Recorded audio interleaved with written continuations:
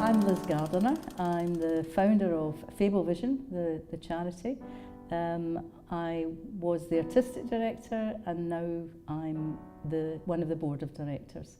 Fablevision started out as a touring theatre company, making theatre for people who don't necessarily have a facility with language. So very much, we were kind of pioneering visual theatre and physical theatre in the 1980s, from 1984 onwards.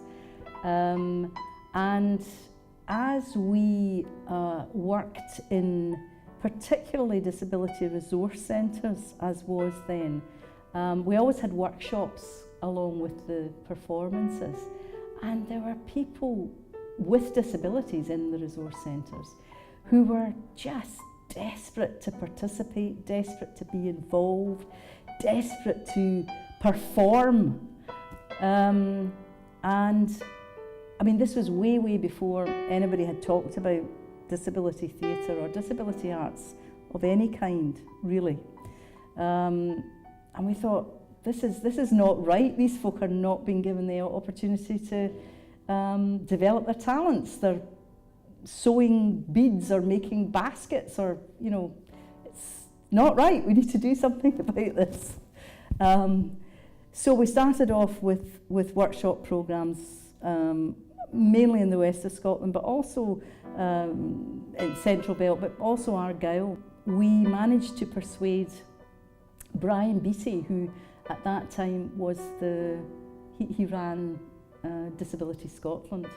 We managed to persuade him to give us a wee bit of funding to do some concentrated work in the Robert Owen Centre and mount a production. Now, we had absolutely no idea whether folk with disabilities and mental health issues would respond in the same way as anybody else when they were faced with an audience. Lights, camera, they were just, it was sizzling, it was phenomenal, it was a huge success. So that was the kind of pilot, that was the kind of toe in the water to see, is this possible? And it really, really is possible. It was 1990, City of Culture, Glasgow was City of Culture. And there was a run-up to City of Culture year, and then there was a legacy year. And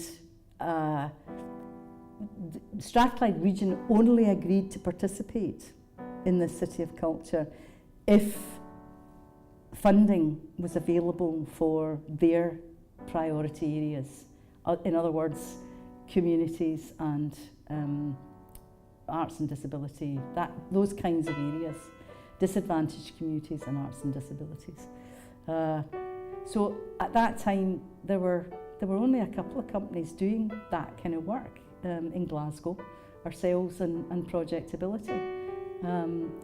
So we had been invited to put together a wish list of everything that we wanted to do and achieve.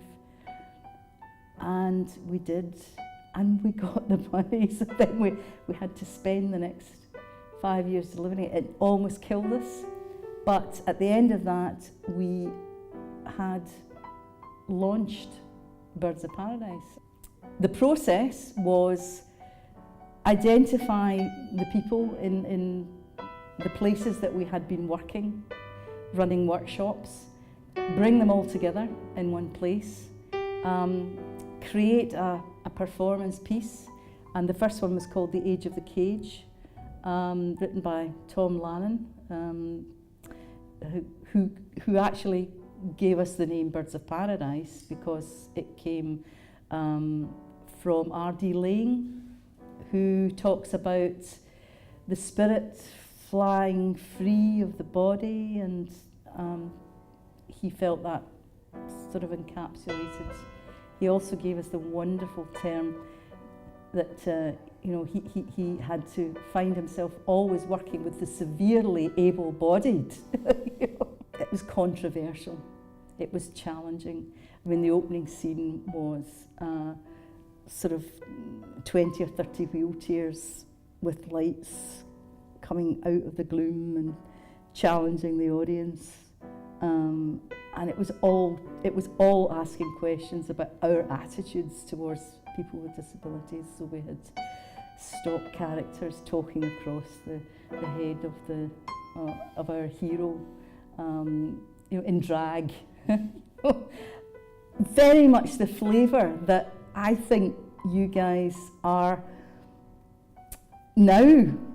The tone of the productions that I see now is very much that really irreverent, sort of controversial, challenging, and just, The ambition and the aim was to transform the dialogue about people with disabilities in the world.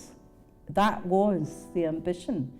And I think we achieved that, because when we started, there was no dialogue about people with disabilities being able, being visible, being certainly not participating in the arts and culture in any visible way. I mean, that narrative was absent.